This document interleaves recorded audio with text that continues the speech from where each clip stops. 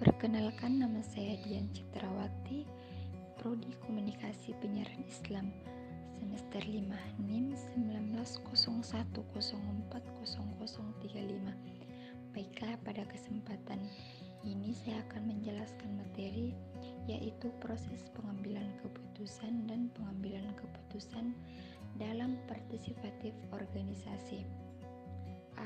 Proses pengambilan keputusan.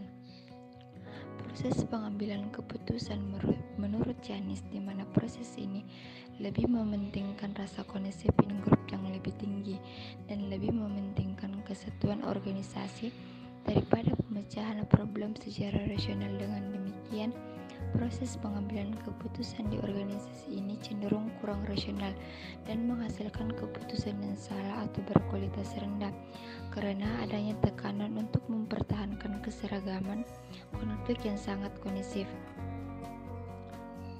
Terus model-model proses pengambilan keputusan. Yang pertama itu perumusan, adalah proses sebuah pendefinisian masalah. Terus yang kedua, konsep pengembangan, mencari sebuah alternatif atau solusi yang tepat dalam mempertahankan masalah tersebut. Merinci adalah memperoleh informasi yang lebih rinci terkait dengan alternatif solusi. Terus penerapan adalah proses pengambilan keputusan. Alternatif untuk model rasional. Menurut Marx dan Olson, sebuah proses yang sangat ambigu dan tak terprediksi dan kecil sekali kaitannya dengan upaya mencapai tujuan tersebut. Karena model ini adalah sebuah tong sampah kemana berbagai masalah dan solusi dilemparkan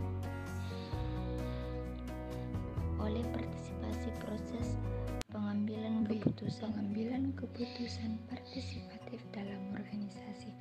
Pengambilan keputusan partisipatif sejauh mana pemberi kerja memberi izin atau mendorong karyawan untuk berpartisipasi dalam pengambilan keputusan organisasi demi mencapai hal terbaik.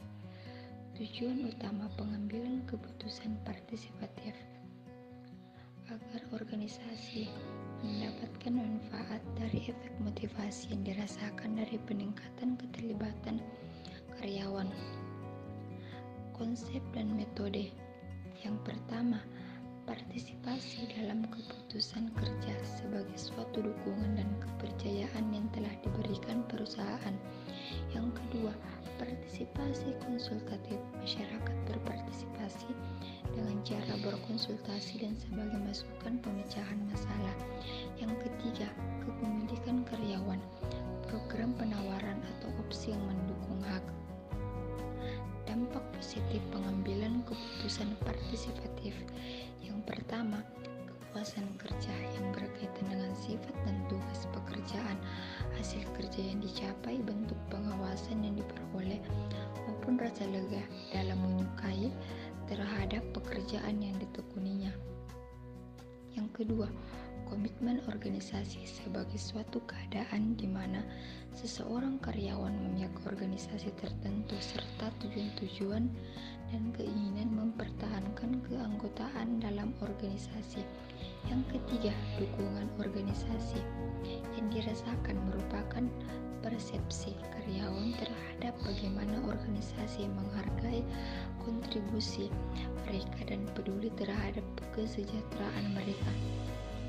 Yang keempat, perilaku organisasi kewarganegaraan merupakan perilaku menyimpang yang positif berada di luar persyaratan formal dalam deskripsi pekerjaan karyawan namun dapat memberikan kontribusi bagi organisasi. Yang kelima, prestasi kerja, evaluasi yang sistematis terhadap pekerjaan yang telah dilakukan oleh karyawan dan ditujukan untuk pengembangan